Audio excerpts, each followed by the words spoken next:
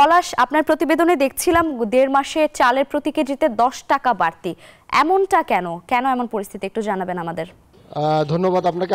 একটু জানিয়ে রাখি যে দিনাজপুরে আসলে আমরা বিভিন্ন চালের যে আড়তগুলো আছে এগুলো কিন্তু ঘুরে দেখেছি যে আসলে এখানে যে চালের দাম সেটি কিন্তু আসলে আপনি যেটি বললেন যে আসলে 1 থেকে 1.5 যদি মাসে এটা ব্যবধানে কিন্তু এটা যদি আমরা ধরি তাহলে কিন্তু 10 টাকা পর্যন্ত কিন্তু এটা বেড়ে গেছে এবং গত এক সপ্তাহ কিন্তু আবারও এই দাম কিন্তু লাগামহীন আমরা বলতে পারি এবং গত এক সপ্তাহে কিন্তু 2 থেকে 4 টাকা পর্যন্ত কিন্তু বিভিন্ন চালের এটা কিন্তু বেড়ে গেছে এবং আমি বিভিন্ন মিলার এবং সংশ্লিষ্ট যারা ব্যবসায়ী রয়েছে তাদের সাথে কথা বলেছি। তারা বলছেন যে আসলে ধানের যে দাম সেটি কিন্তু আসলে অনেকটাই বেশি। গত বছরে যেমন এইসব ধান কিন্তু তারা কিন্তু 2000 থেকে 1800 থেকে 2000 টাকা পর্যন্ত কিন্তু বস্তা কিনেছে। সেই ধান কিন্তু এবার তারা বস্তা কিনছে 2500 থেকে 2600 টাকা। পাশাপাশি কিন্তু আপনাকে একটু জানিয়ে রাখি যে এই চিকন চালের যে মৌসুম সেটি কিন্তু আসলে বড় মৌসুমে কিন্তু এই সব চাল কিন্তু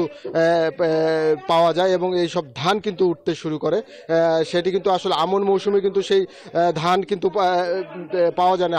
আমন মৌসুমে আপনি জানেন যে সুগন্ধি এবং মোটা জাতীয় চাল সেটি ধান সেটি কিন্তু বেশি কিন্তু আবাদ করে থাকে কৃষকরা এবং বিশেষ করে আমরা দেখেছি যে বড় মৌসুমে বিরি ধান 28 মিনিকেট সহ বিভিন্ন জাতের ধান কিন্তু বড় মৌসুমে হয়। তো তারা বলছেন যে আসলে বড় মৌসুম তো আবার আগামীতে যখন আসবে তখন হয়তো বা এই দামটা কমে যেতে পারে। এবং আপনাকে আরেকটি তথ্য জানিয়ে রাখি যে আমরা কিন্তু অনেক ব্যবসায়ীর সাথে যেমন যারা আমদানি করে চাল তাদের সাথেও কথা বলেছি। তারা বলছেন যে আসলে ডলারের দাম বৃদ্ধি হয় কিন্তু তারা কিন্তু চাল যে আমদানির যে করতে তারা কিন্তু আসলে নিরুৎসাহী বলে কিন্তু আমাকে জানিয়েছেন। তো দিনাজপুর থেকে এই ছিল আমার কাছে চাল নিয়ে সর্বশেষ।